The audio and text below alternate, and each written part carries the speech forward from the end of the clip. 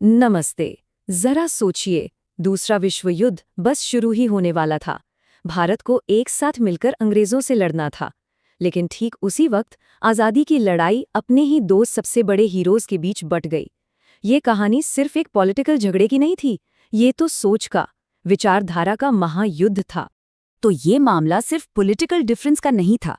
ये Indian national Congress के दो सबसे बड़े चेहरे महात्मा गांधी और सुभाष चंद्र बोस के बीच एक पर्सनल और आइडियोलॉजिकल क्लैश था। तो चलिए समझते हैं कि इस टकराव की जड़ें आखिर थी कहाँ। साल था 1939। एक तरफ यूरोप पर जंग के बादल मंडरा रहे थे और दूसरी तरफ भारत में आज़ादी की लड़ाई एक बहुत ही नाजुक मोड़ पर थी। लेकिन जो सबसे बड़ी मुश्किल आने वाली थी वो बाहर से नहीं, बल्कि कांग्रेस पार्टी के अंदर से ही पैदा हो रही थी।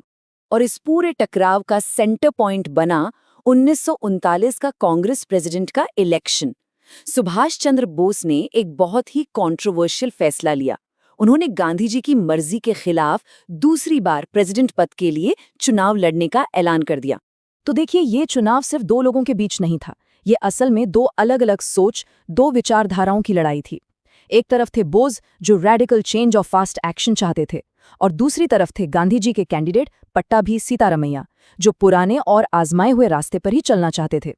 और फिर आया रिजल्ट, और वो सबको चौंकाने वाला था। बोस को मिले 1580 वोट और वो जीत गए, जबकि गांधी जी के कैंडिडेट को मिले सिर्फ 1377 वोट। अब ये सिर्फ एक इलेक्शन की जीत नहीं थी, ये तो गांधी जी की अथॉरिटी को एक सीधी चुनौती थी। और इस एक रिजल्ट ने कांग्रेस के अंदर मानो भूचाल ला दिया।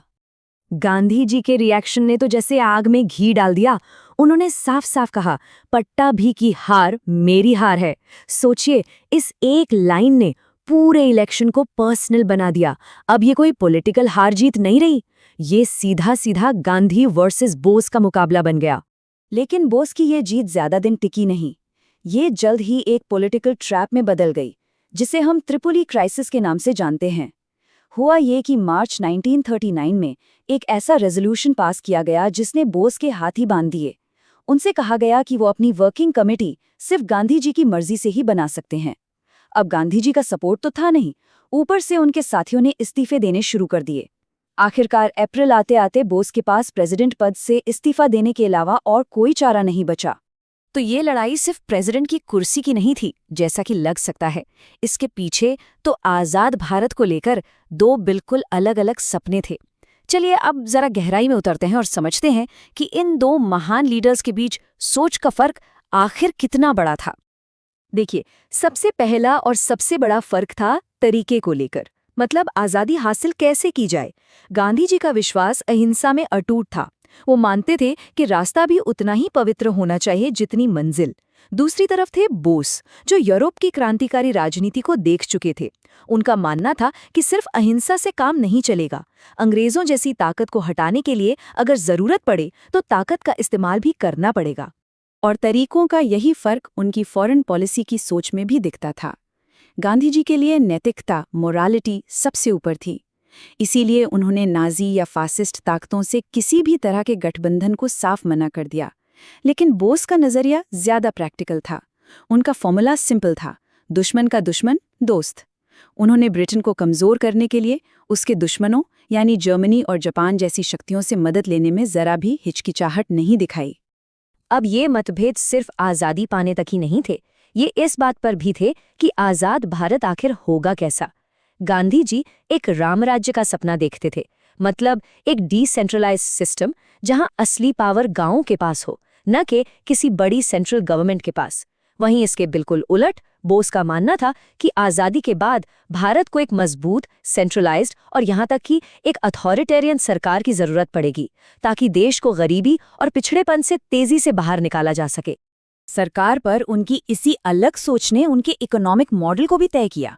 गांधी जी का सर्वोदय दर्शन गांवों पर आधारित इकोनॉमी की बात करता था, और वो बड़ी बड़ी इंडस्ट्रीज और मशीनों के खिलाफ थे। जबकि बोस के लिए भारत की समस्याओं का एक ही हल था, रैपिड इंडस्ट्रियलाइजेशन। वो एक ऐसी इकोनॉमी चाहते थे जो स्टेट कंट्रोल्ड हो और भारत को दुनिया के नक्शे पर एक ताकतवर देश बनाए। तो अब ये बिल्कुल साफ है कि उनके बीच का झगड़ा कोई मामूली नहीं था। तरीका, सरकार, इकोनॉमी, विदेशी मदद, हर मुद्दे पर वो दो अलग-अलग सिरों पर खड़े थे।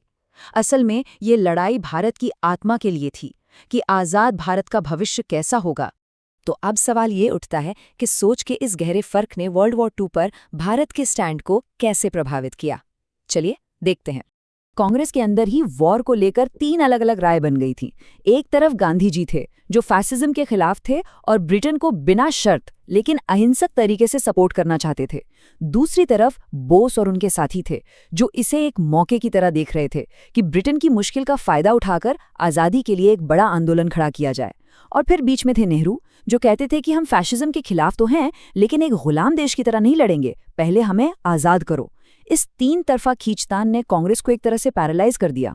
इसी बीच जंग में फंसे अंग्रेजों ने भारत का सपोर्ट हासिल करने के लिए कुछ कोशिशें की, जैसे 1940 में आया ऑगस्ट ऑफर और फिर 1942 में क्रिप्स मिशन। लेकिन सच तो ये है कि ये बस आधे अधूरे वादे थे और ये भारत की पूरी आज़ादी की मांग से बहुत दूर थे।